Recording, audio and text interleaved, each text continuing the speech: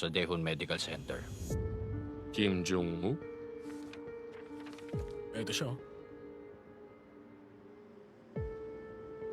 Oo. Kilala ko siya.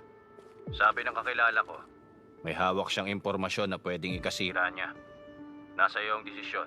Ibibigay ko sa iyo yung number niya. Sige, salamat.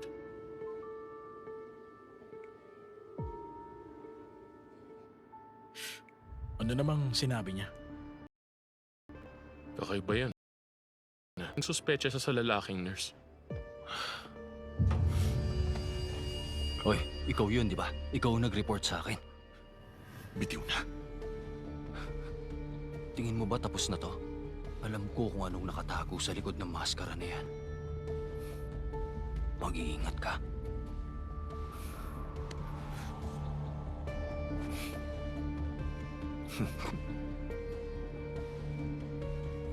Ikaw na ang mali, nagmamalinis ka pa.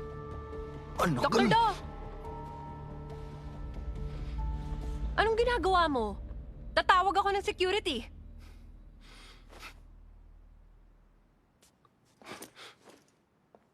Mag-iingat ka rin. Dr. Do, pinagbantaan niya ba kayo, ha? Paano kung nasa peligro kayo? Ihahatid ko na kayo pa uwi. Ihahatid mo ko? Hindi ba parang baliktad? Tama. Gusto mo ba maghapunan ngayon? Hapunan ba?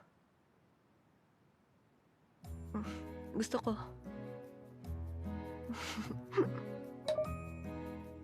Eto na ngayon ang susunod nating letter. Hello po, grade 3 po ako sa class 1 ng Yunville Elementary School. Ako si Chue Ha-jun. Gusto kong ikwento ang taxi driver ko ngayon.